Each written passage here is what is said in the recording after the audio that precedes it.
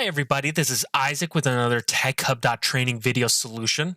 This time we're going to be going over the monthly challenge, which is a Python one called Monte Python and the Valuation Madness. Um, just a subtle nod there to Monty Python with the Monte Carlo and the Python, which I'm also pretty sure was named after Monty Python. So it all fits together really well. So I pulled up here the solution code. So I'm going to walk you through it piece by piece, just so that you can see what everything is doing. Just so it's a little bit more cohesive that way. That way I don't have to write a big 100+ lines of code there for you without explanation. See here, here's the data that came in with the Excel. Have the balance sheet, income statement, and cash flow statement.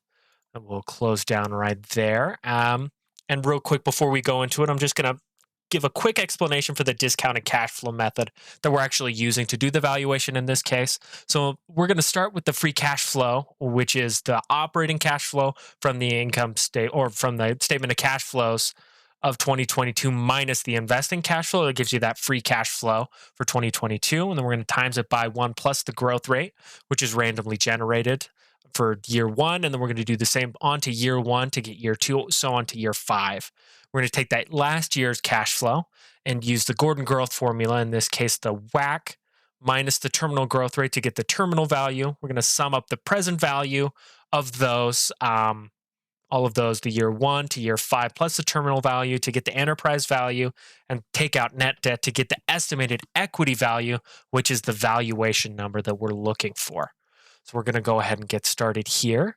And we'll go here from the top. So we're importing the pandas and the random function that we use later. I'll touch on that. Pandas is the function that we use to work with a data frame or an Excel-like format within Python, and specifically with Excel files. So we're reading in here, we're reading in each of the data frame, or we're reading in a data frame each for the pandas read Excel challenge X data. It'll be a little bit different when you're doing it, won't be X. For the balance sheet tab, the income statement tab, and the cash flow statement. Just here in that sheet name, you can give them the tabs, and we'll just do a little bit of a print, BSDF. It'll come up right here. Challenge X data. Did I change the data name? I keep doing this. I did change the data name. We're going to copy that file name there. Just print that real fast there. I did change the data name, so just to make sure that this will run, we'll go ahead.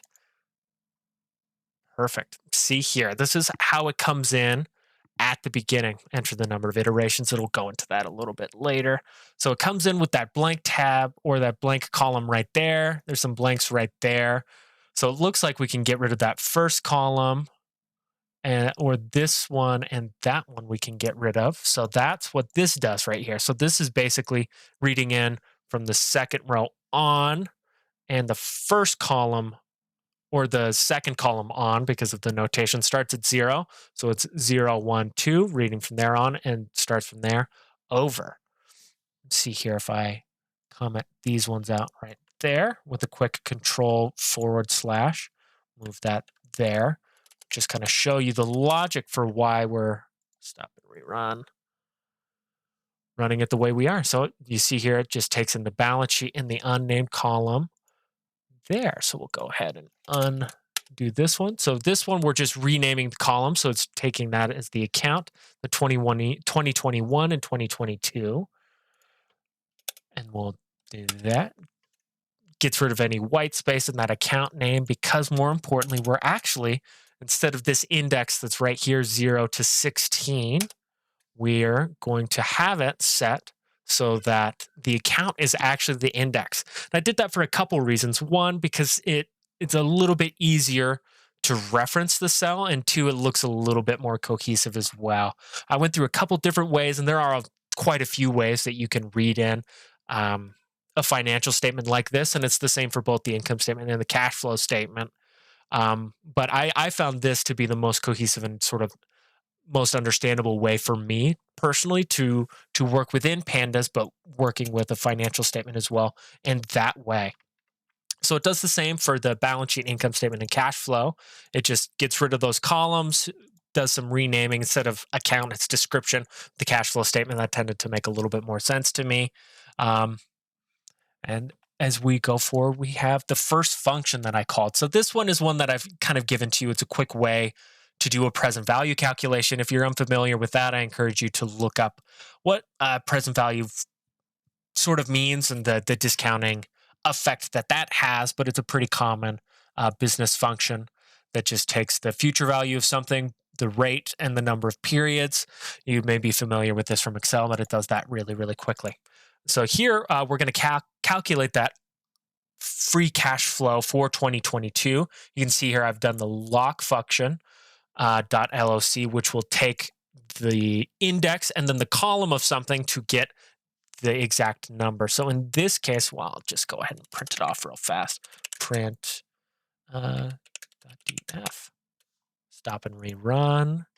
It's just waiting for me to give the number. So in this case, it has the description of all the cash flow activities there, and it's taking the cash from operating activities right there. It's taking this line from the 2022 column, so it's taking that 1980 right there. We can print that off just to show you. Stop and rerun. It's printing it off right there. So it's getting that number right there and saving it to a variable. It's doing the same with the investing cash flow, but this case, the cash flow from investing activities 2022, which is actually negative. So instead of subtracting a negative like you may think, it's actually operating plus the investing cash flow. So as we move forward, we are also calculating the net debt to give the function. So we have the balance sheet.log, the long-term debt for 2022, and the cash and cash equivalents for 2022, the EBITDA, which will come into a little bit later as we're working with multiples, EBITDA 2022. And so here's where we set the ranges. So we're setting the range for the randomization feature of this Monte Carlo. So we're setting a low range and a high range. Just so you know where you're bouncing between, in this case, the 2 and 0.65 or 6.5% for the growth rate. The WACC range and the terminal growth was between 0.5% and 2%. And so here we have the function that'll do this for every line or for the number of times we give it, which is the most important. So this will loop through the number of iterations that is given. So in this case, it's asking it for it right there. It'll loop through 500 times, and you can see here that it creates the Monte Carlo and saves it. So what it's doing is it's saving it's creating a blank.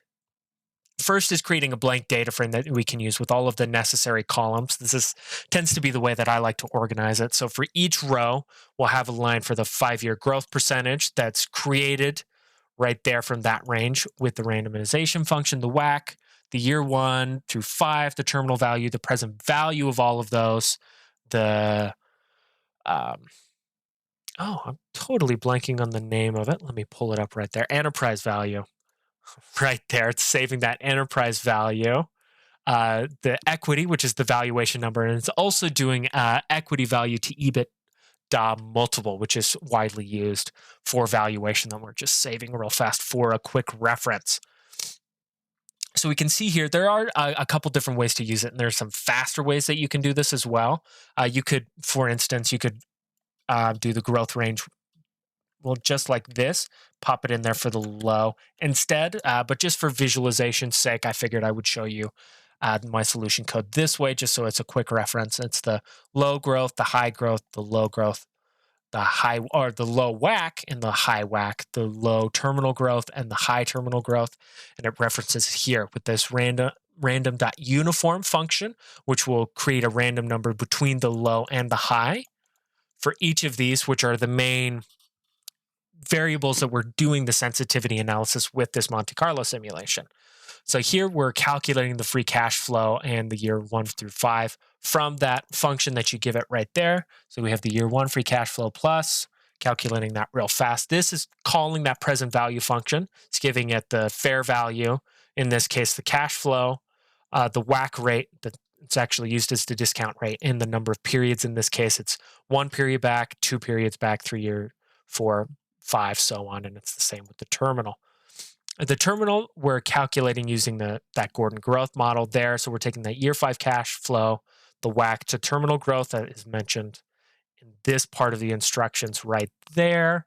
And we have the enterprise value, which is taking the sum of all of those values right there just to calculate the enterprise value. And then we're getting that equity number from the enterprise value and the net debt and the EBITDA multiple in this case, which is the enterprise value divided by the EBITDA, which should be in there, but I guess I forgot to add that to the instructions.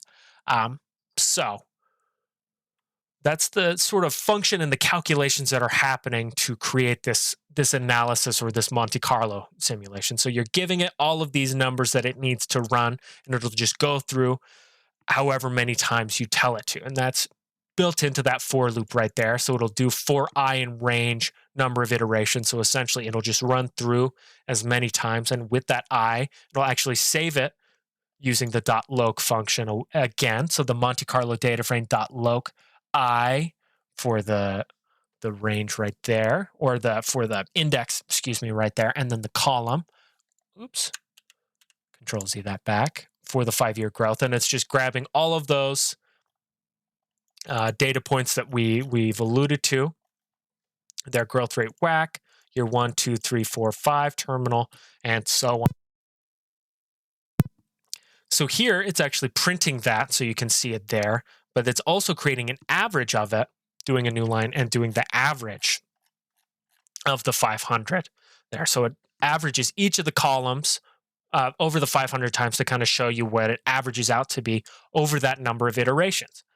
And so here it's opening up the writer, PDL Excel writer for the file. So it's just creating this writer variable that essentially grabs it. So you reference that where you would normally write to Excel for this right here, for this piece of string for the actual one you're doing. But since we're trying to create an Excel sheet with both of the sheets, we actually do the writer, pd.excel writer, Monte Carlo, the average, and then it'll save it.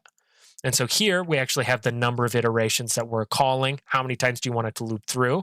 And we're giving it the function that we created there at the bottom. This is calling the function. We're giving it the number of iterations or the number of times we told it to go, the free cash flow, the net debt, the EBITDA, the growth rate, WACC range, terminal growth rate. You can see here that it, at least in my IED, not IUT, that it has, we have the number of iterations, and it'll give you which variable you're working with right there. And there you have it. So that is the Monte Carlo that I created here in Excel and the solution. There are plenty of different ways you could do this, and I'm sure there's some better ways to do it. This is just what tended to work best for me. If you found it a different way, please drop a reply on this post, give us some views, and help us understand how you found a little bit of a better way to do it, because that's how we all learn, right? So that's all I have for today, and thank you so much for tuning into the video.